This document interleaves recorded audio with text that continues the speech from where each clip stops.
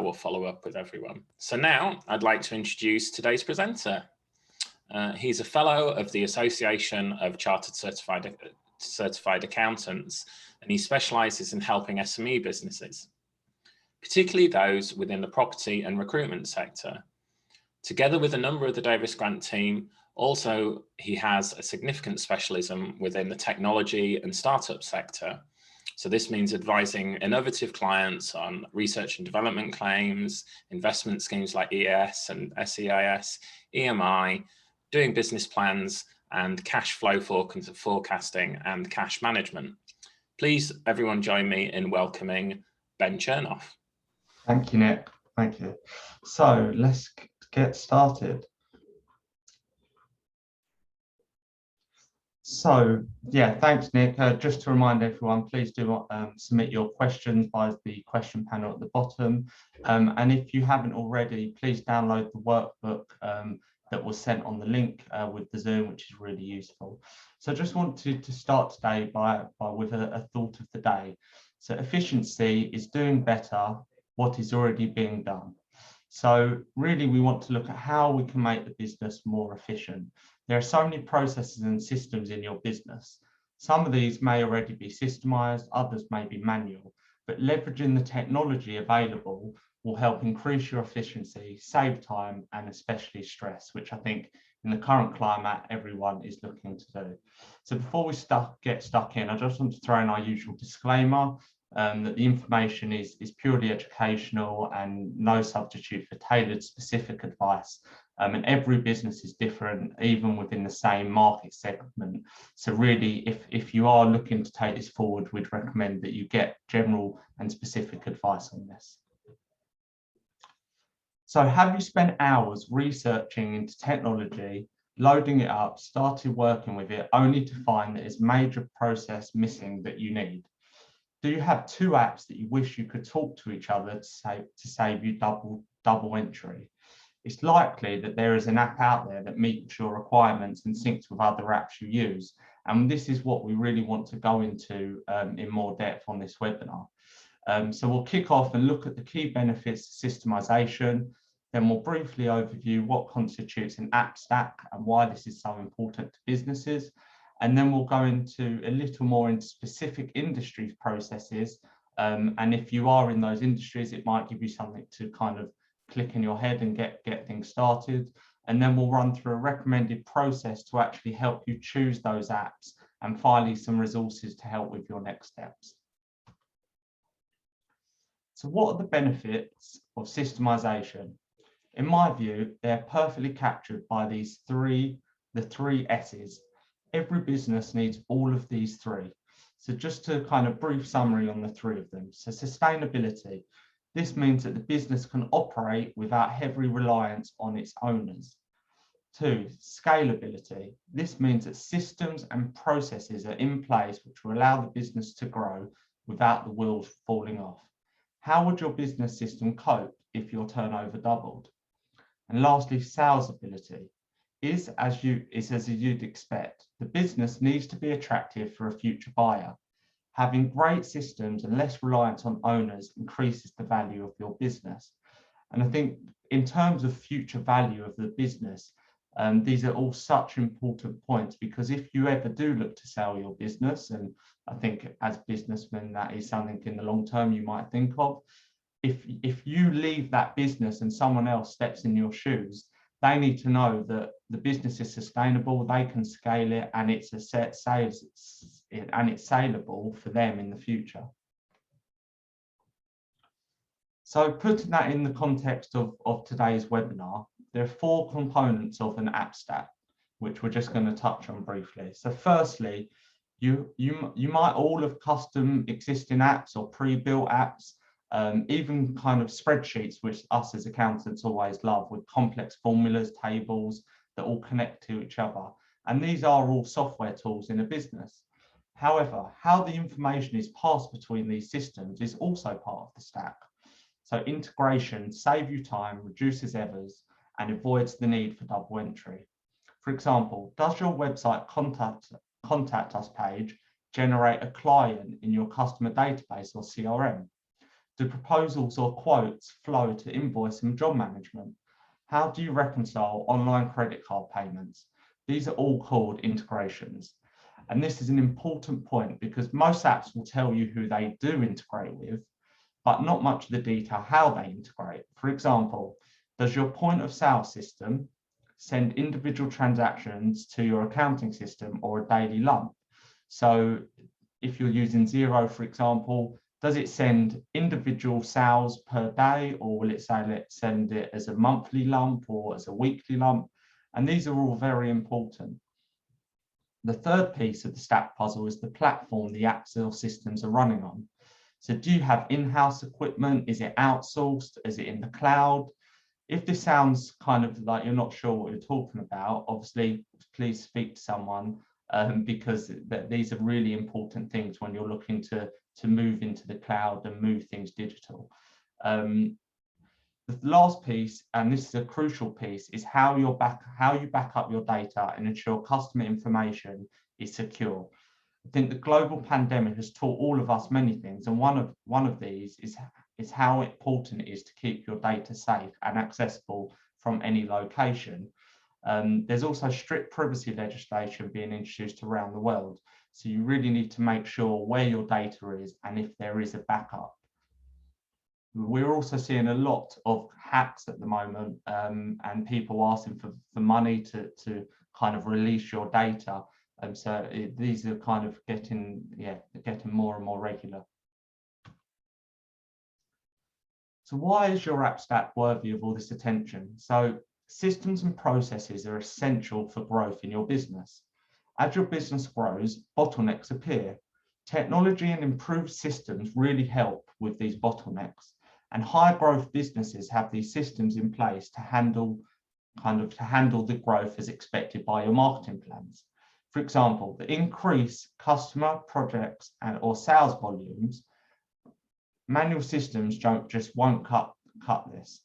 So your technology stack has an impact on profitability. A bad stack can reduce your profitability by kind of costing you your sales due to lack of sales processes, or increasing your costs due to wasted time or tasks being done in the wrong order, or your inability to just manage that process. So good data is critical to making good business decisions, and your system needs to provide you with accurate, timely data so you can make good business decisions, like whether projects are profitable or a specific product is making you money. The more up-to-date and accurate the data is, the better your decision will be. The technology stack can help increase your team efficiency and customer satisfaction. Having documented processes and systems is essential to ensure your business is efficient. You have a happy team, environment, and happy customers. And finally, technology provides a greater ability to work remotely. The right tools will help you and your team work wherever, whenever they need to, on-site, remotely, in the office. And I think this last year has shown us how important that is. So this is a really interesting diagram here, the productivity pyramid, which shows how we can better leverage from our business and how we can work smarter, not harder, which I think, again, over the last year, everyone has found really important. So step one of the pyramid is about getting better at what you're doing by undertaking training, studying, continued professional development, which us as accountants have to make sure we do a certain amount every year, by getting better at utilizing the technology that you already have in your business. And this is really important, step one. Step two is then taking it to the next level. So it's increasing the number of people doing the work in your business, either by employing people, contractors, to help free up more time to move up the pyramid. Remember, your team will need to know how to use existing technology and systems, and the systems and technology needs to be in place for the team to then be able to use it. Step three is then to invest in better systems to increase efficiency. So you've got your initial systems and technology, you've brought in more team to help increase the amount of capacity you've got. Then it's about, okay, you've now spent the money to get the team in, how can we make them more efficient? So automated booking systems, automatic reminders to customers, automatically creating invoices and quotes. This is what we're talking about today. The technology you could do a adapt to increase your efficiency. By first, everyone on the team must already be using your existing systems and technology well, so they're better to involved in finding better ways of working. So if your team are all using the technology and things that are currently in place, they're then better, they're in a better place to be able to help you and say, okay, this system needs to be made more efficient, or actually, why don't we look and see if there's any app that can help us do this? Step 4 is then taking it on to the next level and actually seeing if there's any systems or technology that you can invent and create your own IP. So I said Davis Grant were involved in a lot of R&D claims, and a lot of R&D claims is, okay, they're trying to develop a system that they've looked at the market, and there's 2 products that don't quite do what they need, but they need to create their own product. Or you've got one system here and another system which there's nothing out there that links them, and then you're creating your own technology which links them, and that is all claimable to do an R&D claim. So you might have 0, but you might want to integrate it with a time management or a stock management solution. You effectively invent the ways those systems talk to each other. And okay, you might not have developers internally, you might not have that kind of the skills internally, but you look externally, and if you've got the idea and how you want it to work, then there's a lot of firms out there that can help you. And lastly, step 5 is about innovation. So where you receive the highest possible return with the lowest possible time investment. At this stage, you might even consider throwing out a number of the systems you're currently using in favor of one that avoids the need for complex integrations. An example might be to invest in a more expensive technology solution that gives you far better information and a much better return. An example of this is the innovation is a number of businesses who have thrown away their old cash books and are now fully digitalized on Xero. So key issues. So you've looked at your app stack, and how do you know that you're choosing the right apps for your business? So working out where to start can be very difficult. There are so many apps with so many different functions, and deciding what to try first can be overwhelming. Consider what issues you're facing in the business. Do you currently have a system, a process, a technology which is being underutilized or could help resolve the issues if it was perhaps best used? For some issues, perhaps training is what required and not technology. Perhaps the team just don't have those skills to use the technology that you've already got in place. So you might have an unbelievable till system that can do so many different things and can help automate lots of different tasks, but your staff and even yourself just might not have had that training to be able to use the till system. When you prioritize these issues in your business, which you don't currently have a solution for, it's time to undertake research on the most suitable technology. Find out what apps are available, reviewing them and compare them can suck up hours of time, and might be better actually spending that time looking for customers and helping the business grow. For example, Xero, which I've mentioned a few times, but us at Davis Grant, we love Xero and we're big users of it. They have over 800 apps in their marketplace, and there's thousands of apps globally. So it can get quite confusing as to what to use. So how do you make sure these apps you choose deliver the functionality? It's harder to find out what an app doesn't do than what it does do. So just when you think you might have found the right app, a new app might appear which could be better and do more things. And the apps are changing daily, and there's new functionality coming out all the time. So working directly with an app supplier can carry risk, as the whole drive is to sell your product, not find the best product for your needs. So we're just going to now have a look at some kind of different industries and some of the systems and apps in those industries. So it's really important that not one size fits all here. So careful planning is essential, as opposed to jumping on the bandwagon on a shiny new app that you're hearing about on social media. It simply just might not be right for your business. So if there's any questions or comments as we're going on each industry, please ask them throughout the webinar, and remember, we'll come back later to go through those questions. And remember, anything too complex we'll come to later. So I'm not going to go into too much details on all these industries, but hospitality. So what is your point of sale system being used for? Does it connect to your accounting system? How does it reconcile? Again, your online booking system, who confirms the booking to customers? Is that linked to linked to getting back to customers? How do you process vouchers? Are you running loyalty schemes? All of these are really good things that you should be thinking about and seeing, is there an app or a way to automate these if you're in the hospitality industry? So what information do you need to make business decisions? Is that daily, weekly, monthly analysis, GP analysis, headcount versus revenue? These are all the things, if you're in hospitality, to be thinking about. Plus, I'm sure there's a lot more. Retail and wholesale. So what channels are you selling through? Are they online, retail, business to business, pop-up? How do you manufacture products from raw material or sub-products? And how do you purchase these from suppliers? Barcode scanning, shipping integration. How is your shipping integration? Does it have multiple shipping agents? Is there freight on charge? How do you reconcile freight with inward and outward? Building and construction. Again, quoting is always a massive part of the building and construction industry. So, and it's a massive process. So marking up plans, getting surveyors involved, maintaining supplier lists. There are still a large amount of businesses that use spreadsheets to do all of this. Are your quotes then automated into a job and a project with automatic billing? Do you capture photos and videos on site that are then allocated against the job? Trades and services. Again, quoting systems and online booking systems are really important for these types of businesses. So how do you schedule your work? Do you monitor for completion, deal with delays, variations, and how do you track that you actually need to get paid? Do you take deposits for jobs? How are you tracking what deposits you're holding for future jobs?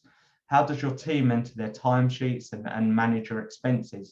Again, there's apps and processes that can make these more efficient. GPS for tracking schedules, for tracking your vehicles and making sure that your actual staff are going to the customers. And professional services, which obviously us as accountants and at Davis Grant, we're very big for using an app and making everything as efficient as possible. So how do you store your customer data? How do you track where your leads come from? Do you have a sales process to convert these leads and a follow-up?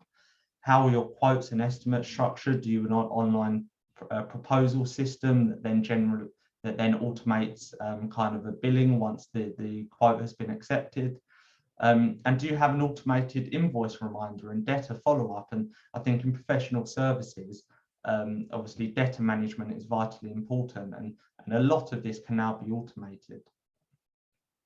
So these are just touching on a few industries. If we've missed your industry and there is anything that kind of you want us to kind of help on, or anything, any advice, please do ask us or come back to us after this website and webinar, and I'm sure we'll come and be able to help you. Just going to hand over to Nick now to do a quick poll. Thank you very much for everything so far, Ben. Really informative. And this is our opportunity, everyone watching, just to make sure we're still awake for a start and engaged. So I'm just going to launch a quick poll now. And anyone who's watching the recording, I will go through the questions and I would ask you to jot down your answers, maybe let us know in the comments box. So the first question is, how systemized would you say your business is currently on a scale of 1 to 5? So let us know where you think you are on that journey, thinking about that productivity pyramid that Ben told us about, you know, how automated and how much is going on in your business that you feel is technology based and not manual processes, bearing in mind it increases, you know, the profitability of your business, the saleability of your business and everything if you do that. So let us know how systemized you say you are. Please let us know what apps you're already using. Ben mentioned Xero, which is a key one for us, but any of those industry specific things, like if you've got a point of sale, are you using a system for your to issue quotes or invoices to customers? Are you using technology to help with your back office stuff? So health and safety, or payroll, or even job management. There's as your business grows, and if you want your business to grow, you want to take on more work. And if you can't know where you are with all those jobs, the chances are you might lose control of them.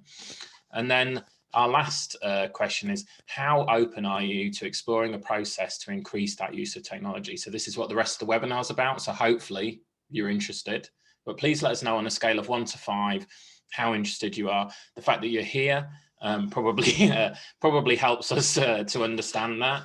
And so thank you for those who are filling in the poll live here in the session. And if you are watching the recording, please do make sure you jot these down. Please either let us know by email or put them in the comments exactly what's going on here.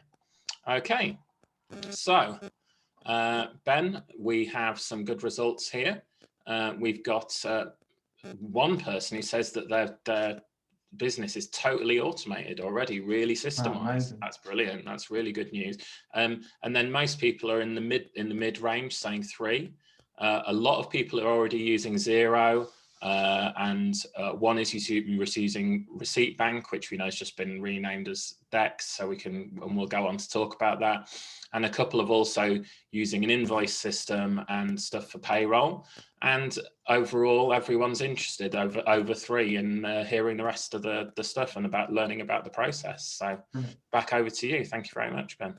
Thanks, Nick. That's great. And I think even us at Davis Grant, we're kind of very big for using apps and kind of making everything as efficient as possible. But I would say out of 5, we're probably a 3. There's still a lot of things that we can improve on, and I think a lot of businesses have started this moving to kind of automating, but there's always ways to improve and make things better. So what do we know so far? So we know why we need good systems and processes, efficiencies, cost management, staff management, etc.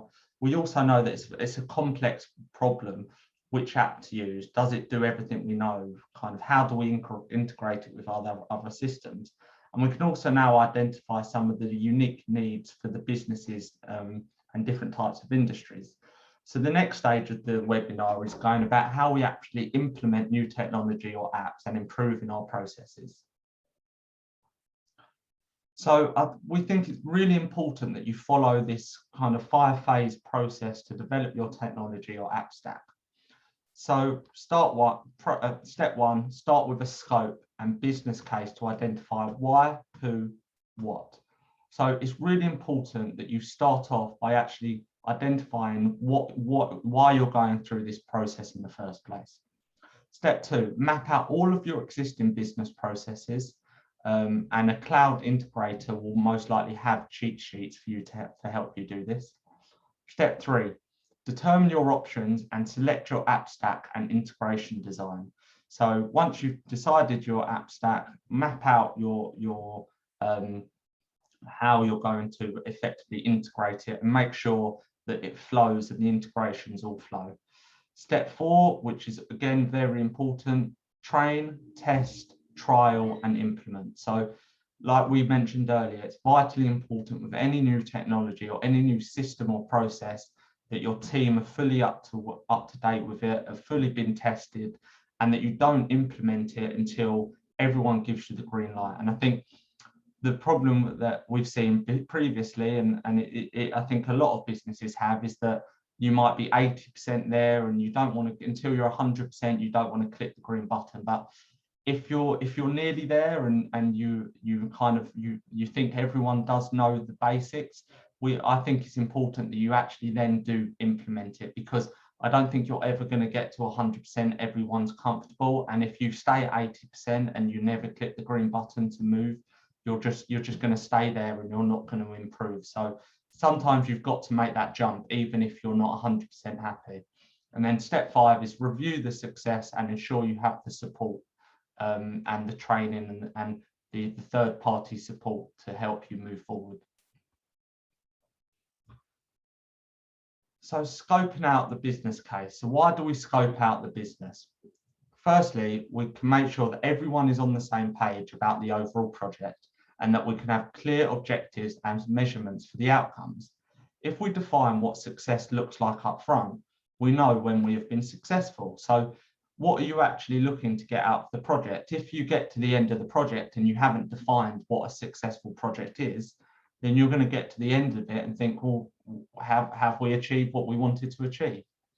It also clarifies why you're doing this and what's the return on investment. And I think that's really an important point, because these softwares and these apps can be quite costly. And as a business owner, you want to make sure that actually, are you going to be getting a return on this, and is it worthwhile? And as at Davis Grant, again, we constantly looking at new systems to implement. We're looking at some new systems at the moment. And as we're scoping out the system, we are looking at, are we going to get a return on our investment? Will completing the project save time and money, make more money, or is it just something that's needed for compliance? Again, compliance is a vitally important part of the business, and it might not save time or money, but it's just something that the business needs. Scoping also ensures everyone gets involved upfront, so the users, suppliers, customers, partners, including accountants, business coaches. This means everyone's issue getting into the melting pot from the start, and will minimise any resistance to change or lack of adaptation when we implement. All of the inputs and outputs and any risk assumptions and anything you're not prepared to compromise is also recorded at the beginning. And finally, make sure you put a time frame. And I think, again, this is vitally important, because you might start a project now and in 5 years later not finish the project, because there's no time frame, no one's pushing it. There's always something that becomes more important, or a customer needs becomes more important. So if you define a time frame and you set key goals along those time frame, that will then help you meet the project and make sure it kind of moves ahead. Mapping out the business process. So once we've got the high level scope, we then put on our business analyst hat. And how does the process work? What happens? Who makes decisions? Who does what? Where are the checkpoints? Again, this is a great chance for everyone to have their say, and also a chance to identify bottlenecks, time wastage, lack of quality and accuracy, and that can be addressed in the next phase of the project. As an output, all processes should be documented via a simple flowchart, Word document, or even a quick video if that will help. These processes will then form the basis of the final process document for your business. As we talked about before, this is essential to manage staff, train new staff, and handle growth in the business.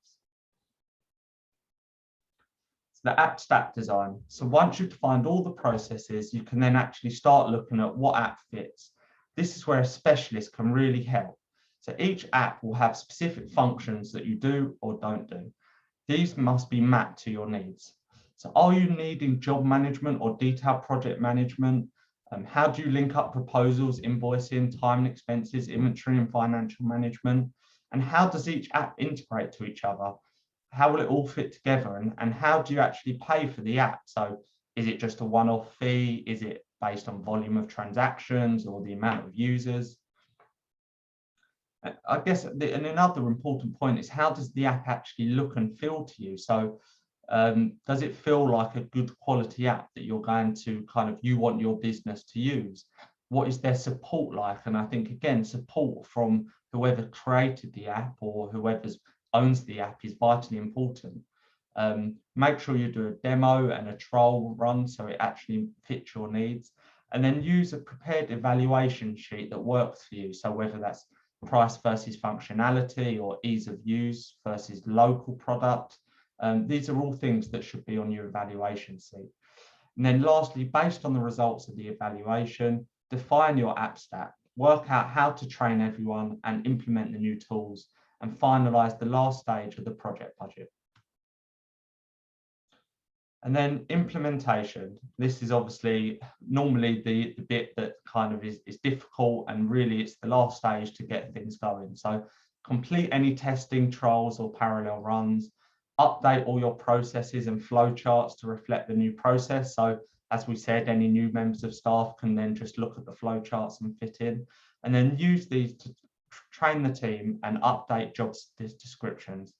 Perform any data migration and cleansing of your data, which we always think is really important to cleanse the data before you move to a new system. And then go live, either phasing things or just put a full stop, change over. This date, we are moving everything to the new system. And then lastly, once the project's been completed, it's ideal to review what's happened and measure your success against what we mentioned before, the project scope. Did you meet the business case? Are all the needs catered for? Is all the team happy? Which, as we know at the moment, keeping the team happy is very important. And are the customers happy? Again, vitally important to your business. If your customers aren't happy using your new system, are they going to go to another competitor who's using a different system to do the same thing?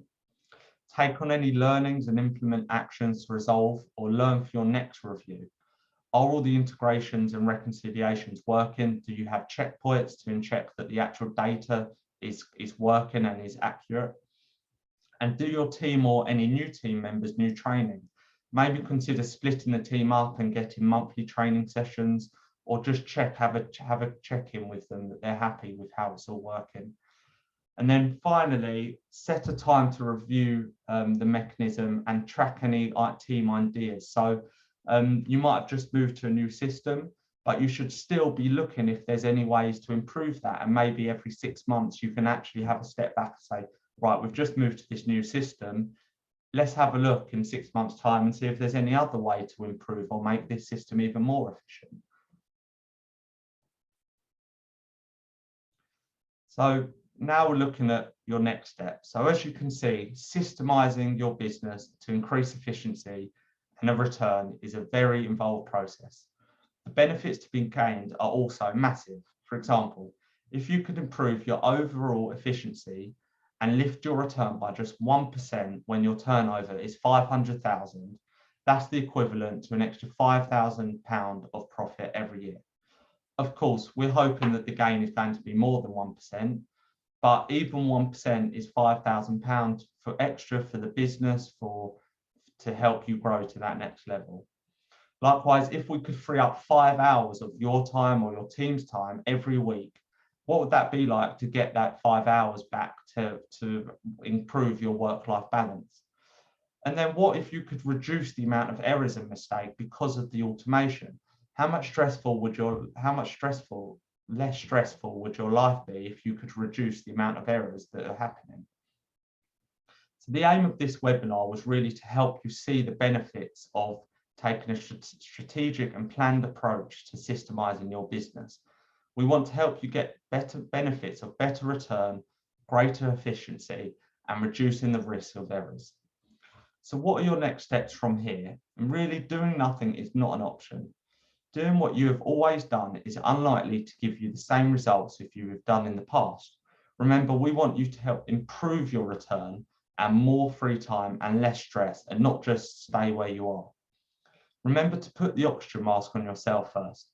Planning for sustainable improvement starts with you and the leadership in your business. Make a clear plan. Don't jump at those bright, shiny objects. For example, the latest piece of technology you've heard about. Don't just jump straight in. Make sure you're planning ahead before you actually jump to that technology. Focus on what you can do as opposed to worrying about what is out of your control. And lastly, we're here for you, and we want to help you go through this process and really get back more of your time and improve the profitability of your businesses. So how can we help you? So again, like I mentioned earlier, this is really just an educational webinar, but there's several ways that we can help you be more specific. But we can help you more specifically beyond today's webinar. So we would love to help you make a better plan to be systemized. We're not here to sell you technology or apps, not at all. Obviously, we're not an app provider or technology business. We're just looking to help improve your business, and by using technology, we think that will help. So do you want just to get better at using technology you already have, or do you want to access whether there's actually better options to improve efficiency? sometimes just stepping back is what it's all about, and scoping out what you want from the technology in the first place. In other words, that step one we talked about earlier, as opposed to jumping to step 4, which is implementation. So take step 1, follow the process, and don't just jump straight in. By scoping out the work first, you can then start to involve the right technology experts to help map out your process, review, build your app stack, and then implement the right solution. If you're not quite ready to commit to a paid service, we can send you an app stack project worksheet, which can then help you make a plan to build in an app stack. We can then meet with you to review your worksheet to ensure you've scoped all your projects and have a realistic plan for building, implementing, and helping kind of put forward your app stack. Or if you know you need help with the whole process from planning to implementation and review, you might be interested in our full service project scoping service, which we can help from step 1 all the way to implementation. If you're unsure where to start, we can just have a complimentary meeting just to establish your business goals and kind of where you take the business forward. I know I've mentioned Xero a few times throughout the webinar. We're Xero Platinum partners. We've been using this for over 10 years.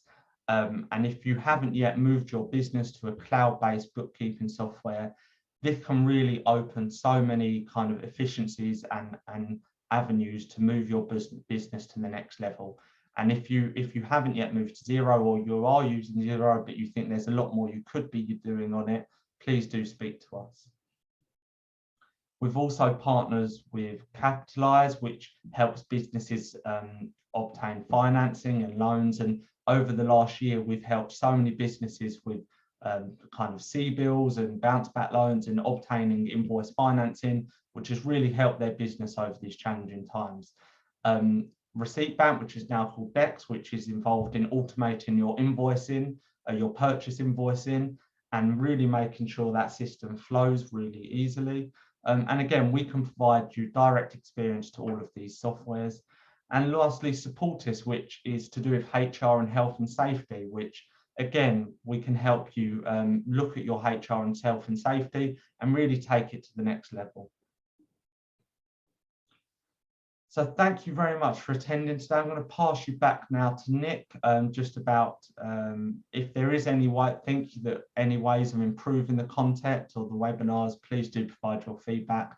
And I'm just going to pass you back to Nick now to run another quick poll before we go to some questions. Thank you, Ben. Yeah, we're not done yet, so there will be time for questions. So please do get your questions in the Q&A. But before that, we've also got a very quick moment just for you to very quickly tell us what you think of what you thought of the webinar.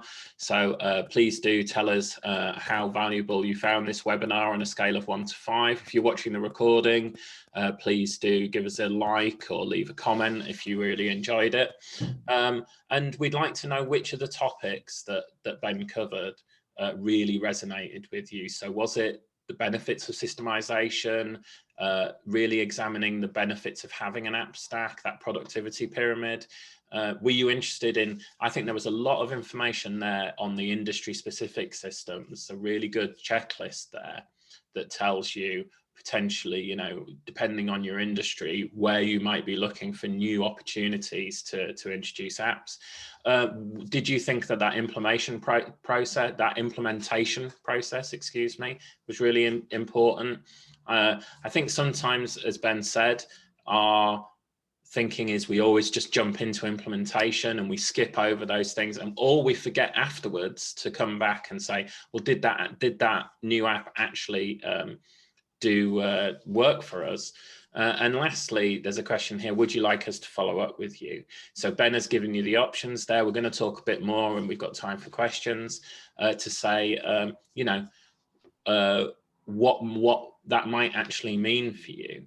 At the end of the webinar, when we finish, or if you leave, There is a quick survey in which you can say that you'd like to receive that free workbook that Ben referenced. So, and I will follow up with everyone who registered to attend this webinar to ask you if you need that workbook, and whether once you've done that workbook, whether you want to sit down with Ben or someone else in the organization to really go through it, because that's what we're here for. We're here to kind of help provide that intelligence, provide that, you know, anecdotal stuff about who's been using what apps and what they're finding really useful. So that's where we are for you.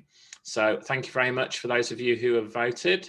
Very useful, thank you. And I can see someone would like us to follow up, so that's good. Please do fill out that survey at the end to let us know, and people liking the implementation process. So thank you very much for that.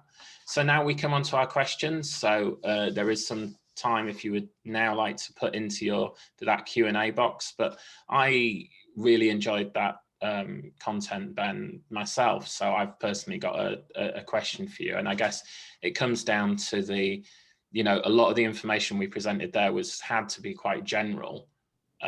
You know, it's hard to address, but perhaps you might be able to speak anecdotally about whether it's Davis Grant, or you can think of a client that's really benefited from the use of technology. Maybe you could tell us about that and what apps. Yeah, I think it was actually, I had a meeting with a new client recently, and they're still using old Sage Line 50, which is still about, some clients still use it. But even down to them not, because their accountants look after their bookkeeping and their Sage Line 50, and it's not in the cloud, they don't have access to it, it's not linked directly to their bank and producing their invoices. Every time they need to raise a sales invoice, they need to email their accountant and say, please could you raise a sales invoice for me.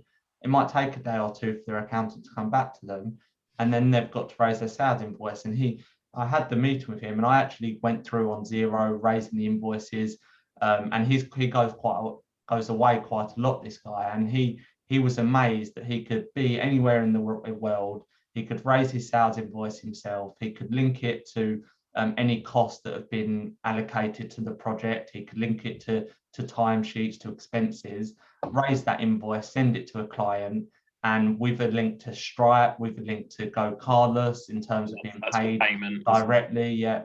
And he was kind of blown away that he'd not been shown this before. And that's quite a straightforward integration in terms of Xero, Stripe, go cardless, using a project management system, which I think the other key thing is, because, okay, we might not have touched on all of the specific industries here, but at Davis Grant, we deal with a lot of different types of businesses in industry. So you might have thought, oh, my business, how can I help? How can Davis Grant help my business? They haven't touched on it today.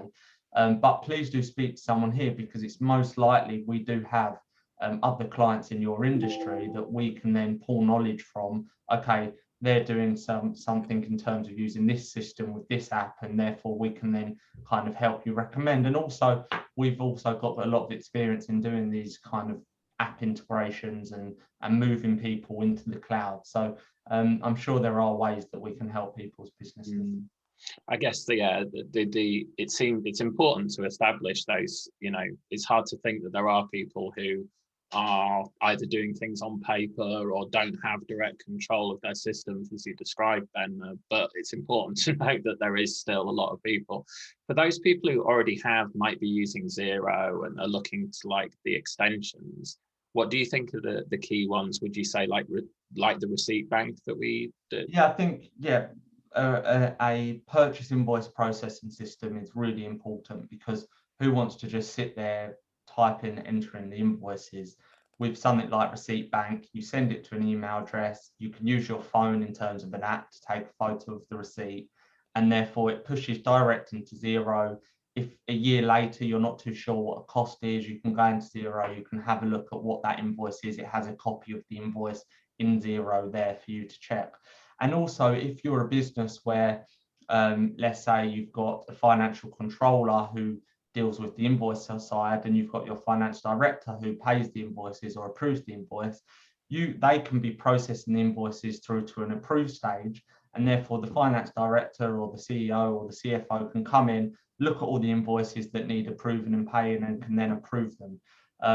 So there's a lot of ways that can help, but I think that's a vitally important system. I think being paid and cash is always a number one for a business, cash flow management. And the best way is by having linking Stripe or a payment system direct to your invoice to just make it easier for your clients to pay you.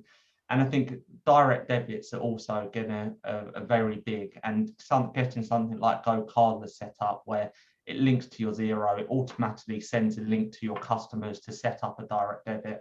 And therefore you've got a direct debit in place with your customers. That means you can then take your payment after 3-5 days, however long. So I think these cash flow payment methods are vitally important as well. No, yeah, that sounds brilliant. And we've got a question here about how to actually measure the impact on the business of those things, because it's good anecdotally, but I think it comes back to what are you trying to achieve with the project. So are you trying to achieve getting a better work-life balance, so saving hours in terms of a system? So therefore you could say, right, we used to do this system for per client or per invoice. It used to take us 10 hours a month to deal with it. By processing this, implementing this new system, it's going to therefore take 5 hours. Therefore your measure is we've saved 5 hours a month of our time, and we can either use that on other business needs, or we can take that back into our personal life, or it can be on a cost basis. So we used to had to employ 4 staff which cost 100,000 to do this role. By using this new system, we can employ 3 staff, which has saved us a 20 grand salary. The software's cost us 2,000 a year, and therefore our net savings 18,000. So again, it's just measuring what we're trying to achieve, and that's why following the steps. Number one, looking at what you're trying to achieve by doing the project and by implementing the system. And then at step 4, once you've implemented it, you can then review in terms of if you've achieved what you wanted. Okay, thank you very much, Ben. Thank you very much. So yeah, I think we've got a couple of slides just to round out the session.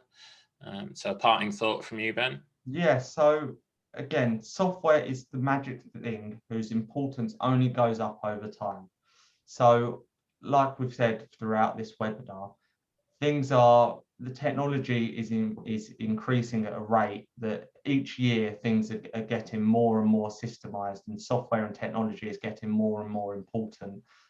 So if you stand still, you're just going to get left behind by your competitors, because there's always going to be a competitor out there that is looking at this, that is trying to be as efficient as possible.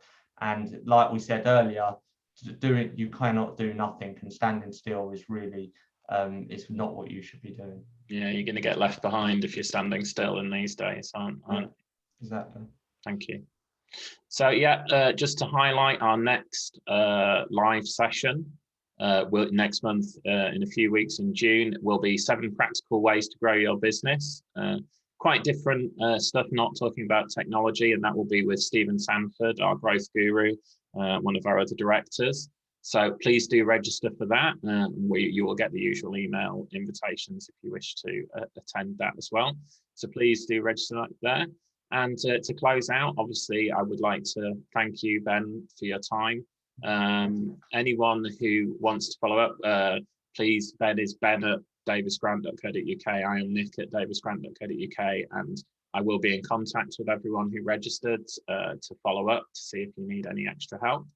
But please do reach out. Davis Grant are here. We've been fully open throughout the last year, and we're growing. Actually, we've been taking on a lot of staff recently because we're finding there is a lot of, there's a lot of work to be done, and we stand ready to help you.